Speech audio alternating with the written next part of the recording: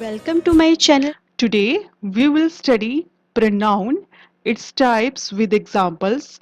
So keep on watching this video till the end. Pronoun. A pronoun is a word used instead of a noun. Pronoun वो word है जो noun की जगह use किया जाता है. जैसे कि हम जानते हैं noun किसी भी वस्तु का नाम हो सकता है, किसी जगह का नाम हो सकता है और किसी पर्सन का नाम हो सकता है.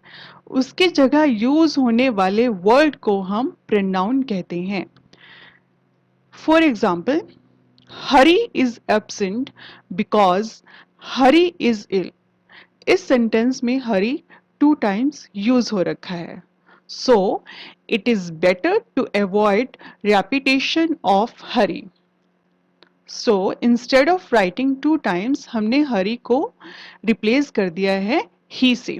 हरी is absent because he is ill. तो ही हरी की जगह यूज हो रहा है जो कि एक प्रोनाउन है. Types of pronoun. There are 9 types of pronoun. Personal pronoun, reflexive pronoun, emphatic pronoun, indefinite pronoun, relative pronoun, demonstrative pronoun, interrogative pronoun, distributive pronoun, possessive pronoun. चलिए हम एक एक करके समझते हैं. पर्सनल प्रोनाउन जिसे हम हिंदी में पुरुषवाचक सर्वनाम भी कहते हैं. पर्सनल प्रोनाउन एग्जाम्पल्स हैं I, we, you, he, she, it. They are called personal pronouns because they all stand for 3 persons. So what are 3 persons? Like the first person is the person who is speaking. First person वो person होता है जो बात कर रहा होता है, जो स्पीकिंग कर रहा होता है. And the person spoken to, जिससे बात कर रहा होता है उसे हम सेकंड पर्सन कहते हैं. और जिसके बारे में बात हो रही होती है, द पर्सन स्पोकन ऑफ, उसे हम थर्ड पर्सन कहते हैं. Second one is reflexive pronoun जिसे हम नीचवाचक सर्वनाम भी कहते हैं. Reflexive pronoun, it represents the action performed by the subject is on the subject itself. Means अगर सब्जेक्ट कोई एक्शन कर रहा है तो उसका रिएक्शन भी सब्जेक्ट के ऊपर ही होना रिफ्लेक्सिव प्रोनाउन कहलाता है. For example self and selves. Self हम यूज करते हैं my, your, him, her and it के साथ. तो ये बन जाते हैं my self, your self, him self, her self. और सेल्स हम यूज करते हैं प्लूरल के साथ, लाइक आर, देम और योर के साथ. और ये बन जाते हैं our sales, them sales, your selves. Sentences. I hurt my self. इसमें आई जो वर्क कर रहा है उसका रिएक्शन भी सब्जेक्ट के ऊपर है. उसने अपने आप को चोट पहुंचाई, तो इसमें myself is a reflexive pronoun. They hurt themselves, उन्होंने अपने आप को चोट पहुंचाई. So here themselves is a reflexive pronoun. Emphatic pronoun जिसे हम दृढ़तावाचक सर्वनाम भी कहते हैं. What is emphatic pronoun? An emphatic pronoun is that which is used to add emphasis to the subject of the sentence. ये pronoun वो word है जो किसी sentence में subject को ही emphasis they. Like examples are self and selves. When we use self with my, your, him, her, it, तो ये बन जाते हैं myself, yourself, himself, herself. और सेल्स को हम प्लूरल के साथ यूज करते हैं, like are sales, them sales, your sales. लेकिन ये रिफ्लेक्सिव से बिल्कुल अपोजिट है. इस पे सब्जेक्ट के ऊपर रिएक्शन नहीं हो रहा है, बल्कि सब्जेक्ट जो है उसको एम्फसिस किया जा रहा है। So what is the difference between reflexive pronoun and emphatic pronoun? आपने इसमें कंफ्यूज नहीं होना है, क्योंकि रिफ्लेक्सिव और एम्फेटिक में यूज तो सेम एग्जांपल्स हो रहे हैं, like myself, ourselves, लेकिन उनका किस जगह पे यूज होना है, किस तरह से यूज हो रहा है, वो उनको डिफ्रेंशिएट कर रहा है। Like for reflexive pronoun, they are used as objects of the verb when the action of the verb returns to the door. The subject and the object of the sentence are the same person.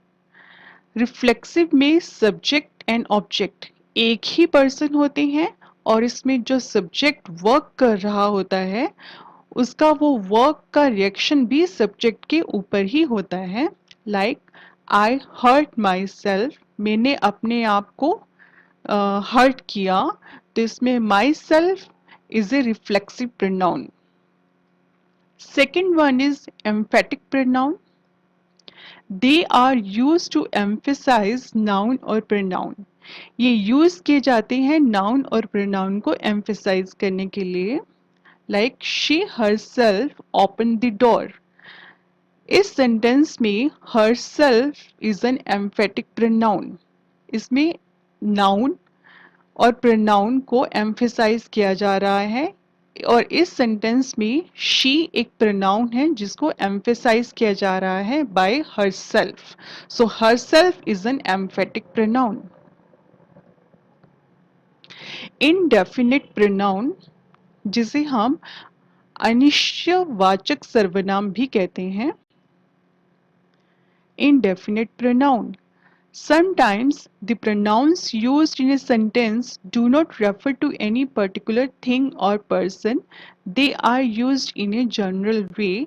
Such pronouns are known as indefinite pronouns. कभी कभी ऐसा होता है कि pronounce जो होते हैं sentences में वो किसी पर्टिकुलर स्पेसिफिक थिंग और पर्सन को रेफर नहीं करते, वो एक तरह से जनरल वे में यूज किए जाते हैं, उनको हम इनडेफिनिट प्रोनाउन कहते हैं।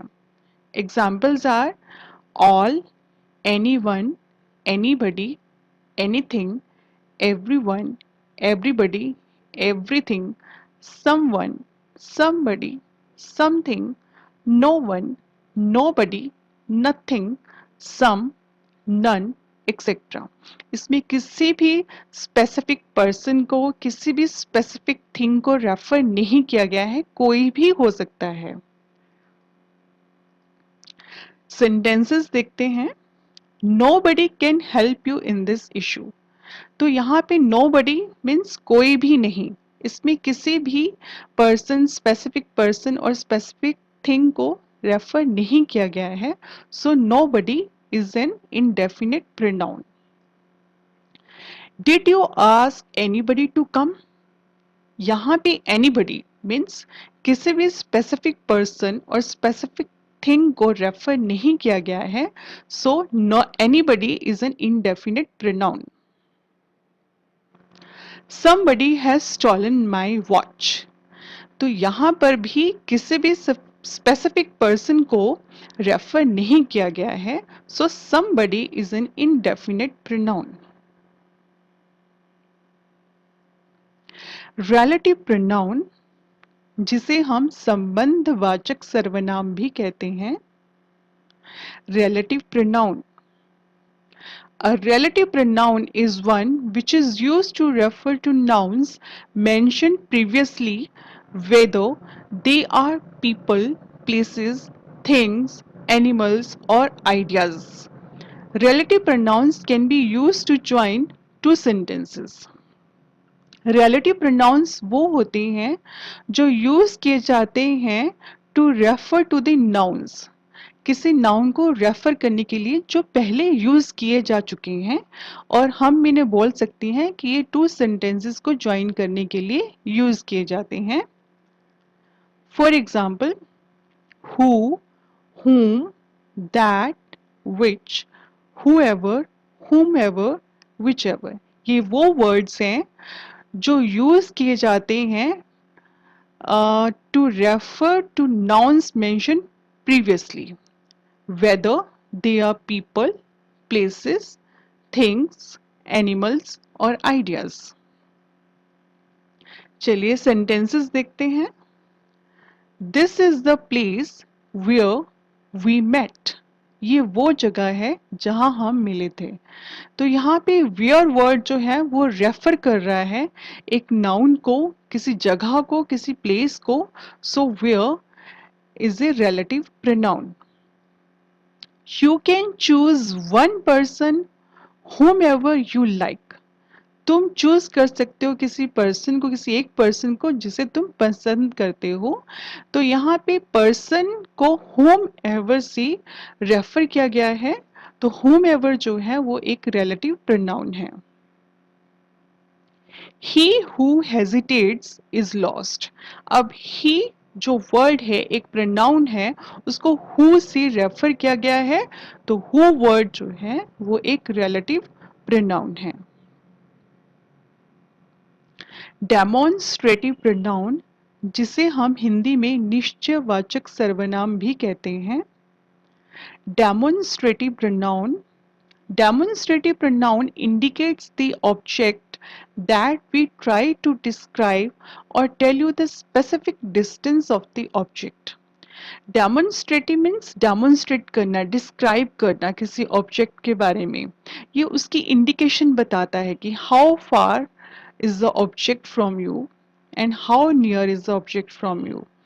For example, अगर कोई ऑब्जेक्ट सिंगुलर है और वो आपके पास है, आप उसके बारे में कुछ डिस्क्राइब कर रहे हो, तो आप दिस वर्ड उस ऑब्जेक्ट के लिए यूज करोगे.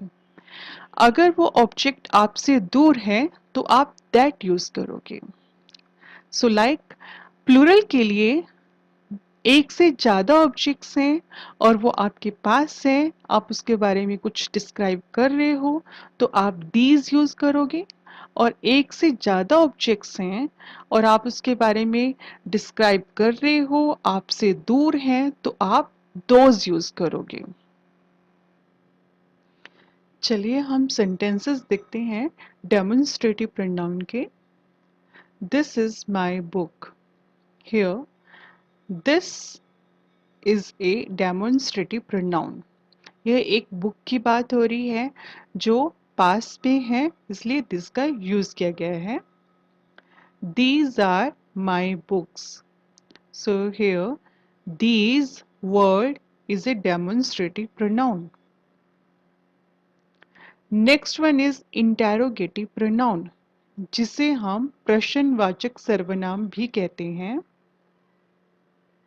Interrogative pronoun, the pronouns that are used for asking questions is known as interrogative pronoun, जो क्वेश्चंस पूछने के लिए यूज किए जाते हैं.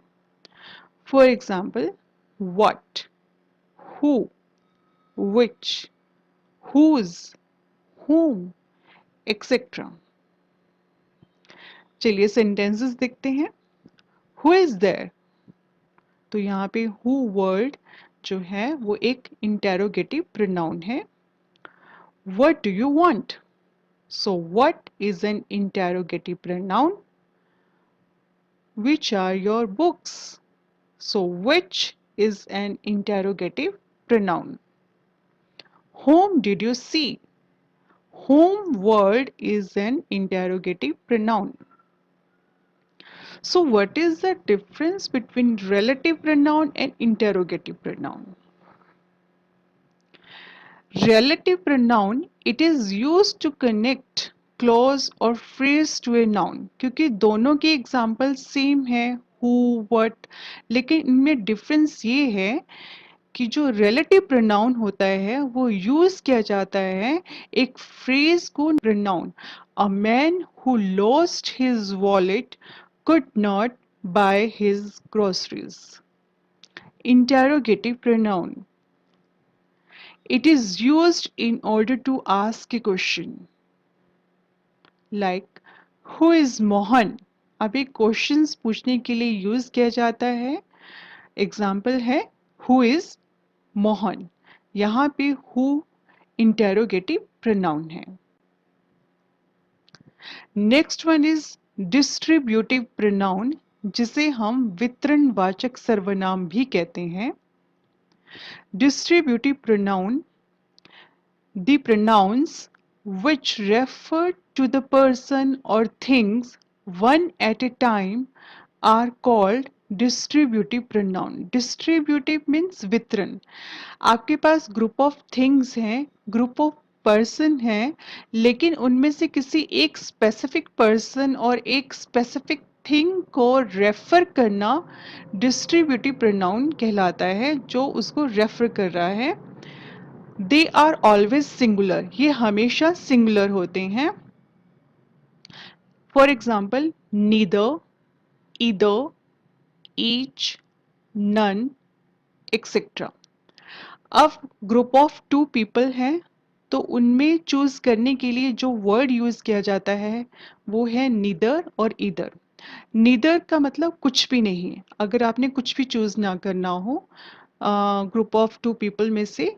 और ईदर का मतलब अगर आप वन चूज कर रहे हो। और ईच और नन जो है वो more than to persons group होता है, और उसके लिए ईच और नन वर्ड यूज किया जाता है।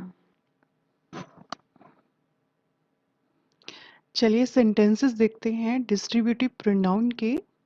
Each took it in turn. So here each word is a distributive pronoun. Neither of the girls was late. Neither is a distributive pronoun. Either of you can go.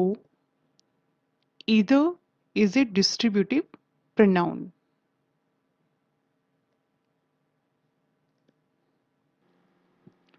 Next one is possessive pronoun, जिसे हम अधिकारवाचक सर्वनाम भी कहते हैं। Possessive, the pronoun which shows the possession or ownership is called possessive pronoun, जो ownership show करता है कि ये मेरा है। For example my, mine, hers, yours, ours, etc. Thanks for watching. Kindly subscribe to our channel, और अगर आपको ये वीडियो पसंद आए तो लाइक करना